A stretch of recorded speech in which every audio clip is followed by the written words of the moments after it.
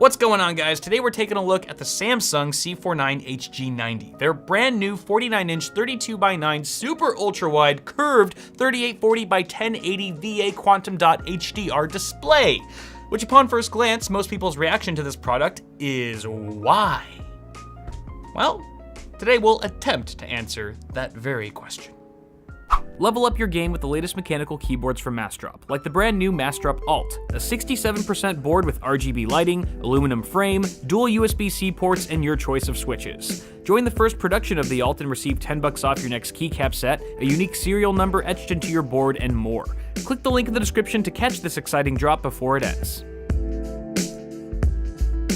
Now, I just rattled off a big chunk of the product's core specs, but there's still a lot to talk about here, and I'm very interested in this product because it is specifically targeted and designed for gamers. Right now, you can get the panel for about $1,000 depending on where you look, and it does support FreeSync too, so it's ready to go for HDR with a fairly generous range of 36 to 144 Hz, and that's of course with the help of AMD's low frame rate compensation technology that is built into FreeSync 2. You get a super fast 1 millisecond gray to gray response time and a gorgeous 1800R curve. However, I felt like it could be even more curvaceous, and here's why. The QLED technology that's built in here isn't the greatest for viewing angles, and since the panel is so wide, any text in particular that's on either extreme side of the panel looks a bit dimmer and a bit more distorted than it does right in front of you. So it stands to reason that if the curve was just a bit more aggressive, then those edges of the panel would be facing the end user more dead on and would thus reduce the image distortion. Just a minor gripe there. Now, since this is a gaming panel, it's certainly not aimed at working professionals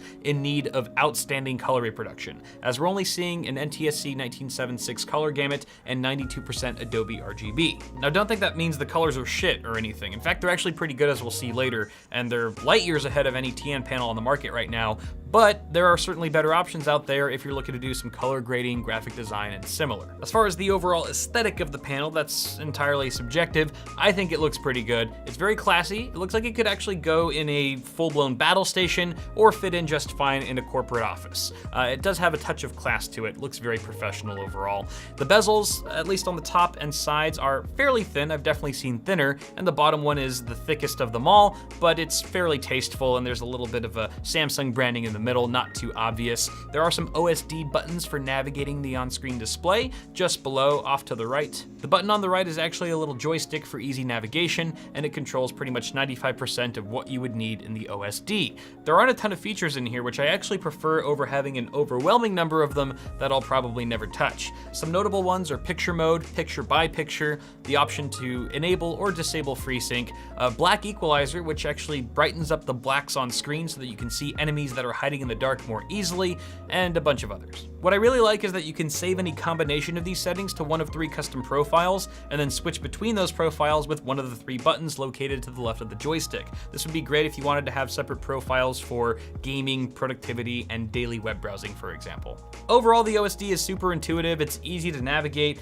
and it has this cool edgy aesthetic that says, "I'm a gaming monitor." The stand is made of plastic with a super wide triangular base, and it features height, tilt, and swivel adjustment. There's a back panel on the spine that actually comes off and allows you to route your cables very discreetly so you don't even see them from the front end. It's actually very nice. There's a cool white LED ring back here that you'll probably never see, along with a 100 by 100 VESA mount if you want to mount this sucker to the friggin' wall. Just make sure you use studs. As far as I/O, you get 2 HDMI 2.0, 1 DisplayPort 1.2, and a mini DisplayPort with included cables for each interface. There's also mic and headphone jacks, a trio of USB 3.0 ports for upstream and downstream use, and of course your full-size AC power.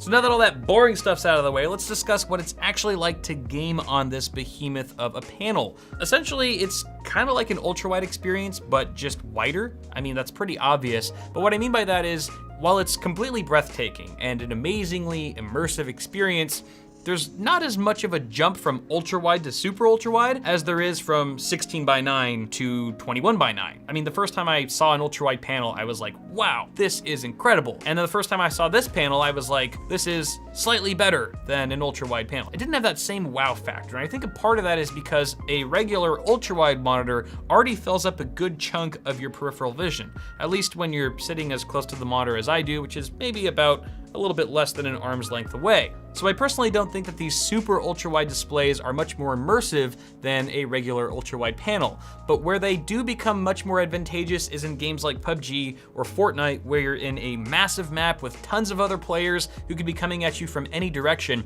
In that sense, the wider field of view allows you to spot enemies much quicker without having to physically turn or move your mouse. Fortnite in particular, because you can't really turn your head while you're running like you can in PUBG. I would say that's one of the best, if not the best, gaming-centric features of having a display this wide. Now, while it's really nice to see more of your environment by simply scanning your display left to right, the 3840 by 1080 resolution isn't gonna be for everyone, and some users are inevitably gonna feel smushed or smashed down and are gonna be wanting those extra vertical pixels. Other users will be able to look past it or get used to it just fine, so it's one of those things that you have to check out in person and decide for yourself if it's right for you. Now, as far as driving this display goes, you're looking at about 4.1 million pixels for this particular resolution, which puts it at about 0.4 million pixels more than 2560 by 1440, so it's a little bit more difficult to run than that, but it's still less than half of the pixels that you would find at 4K, which is like 8.3 million. So overall, it's much easier to drive than 4K, and I think as long as you have something like a GTX 1070 or similar, you should be able to handle this resolution natively, no problem. The 1 millisecond response time here is awesome for gaming. When you're turning quickly, there's very little motion blur, everything stays razor sharp and just looks phenomenal. Pair that with the FreeSync 144 Hz, and you're getting a truly buttery and delicious gaming experience through and through. Now, the HDR implementation in a Windows environment, however, is a much different story. The one HDR-enabled game that I played for this video was Far Cry 5, and the results I saw enabling HDR were quite lackluster. Instead of creating a wider color gamut or dynamic range, what I saw were extremely blown-out highlights that were so washed out that I was actually losing detail in the image. It was virtually unplayable because it just looked so bad, and it was actually hurting my eyes. That's how bright it was. HDR on Windows is kind of hit or miss right now because there are so many moving variables, like your graphics drivers playing nicely with the Windows drivers and so forth, that a TV paired with a console, for example, just don't have to deal with. And that's why it looks a lot better and works just a bit more smoothly on that platform as opposed to a Windows-based PC. Dimitri from Hardware Canucks actually did a fantastic video recently on HDR gaming in a Windows environment. I'll put a link to that in the description. You should definitely check it out if you want to learn more about HDR in Windows. Finally, as this is a QLED display, we are subject to potential backlight bleed, which are those nasty hot spots of light that you see coming from behind your monitor, usually around the edges of your screen. And that's because the QLED technology is really just a variation of LED LCDs, which is what creates those hot spots in the first place, instead of OLED panels, for example, where each pixel is its own light source, and backlight bleed is really not a problem at all. Fortunately, the C49 suffers from little to no visible backlight bleed, so even really dark scenes won't be affected. And one of the reasons why we've started to see backlight bleed become less of a problem with these QLED panels is because companies like Samsung have been putting in anti-reflective LCD panels into these displays to help mitigate the issue. In closing, I think it's pretty obvious who this panel is intended for. Gamers for one, obviously, but more specifically AMD users who can actually leverage that FreeSync technology. I think that's sort of a make or break here. You really want to be taking advantage of that if you're going to spend $1,000 on a panel like this.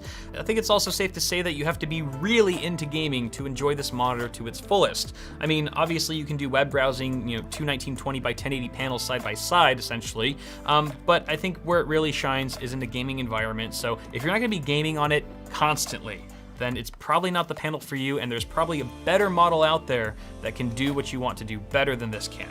Again, gaming though, it's freaking awesome. The $1,000 price tag is pretty steep, but for the amount of screen that you're getting, and just for such a unique product, I think it's actually pretty cool, especially since you are getting that adaptive refresh rate in there. I think that's huge, and obviously going the FreeSync route, like Samsung did, is gonna also cut costs down. If this was a G-Sync display, I don't even wanna know how much that extra silicon built in would cost the end user, so I don't know. You guys let me know what you think of this panel in the comments below. Some people will think it's super silly, and still why, and I totally understand that, and other people will get a kick out of it. Let me know which side of the fence you're on, or if you're something completely different, down in the comments below. Apart from that, guys, I'm gonna get the heck out of here. Toss a like on the video if you enjoyed it. You can also subscribe to the channel for more tech stuff coming at you really soon. If you would like to follow me on Floatplane to watch my videos a week early without ads, I'll put a link for that in the description below. You can check that out anytime. Guys, thanks again for tuning in. Have a good one, and I'll see y'all in the next video.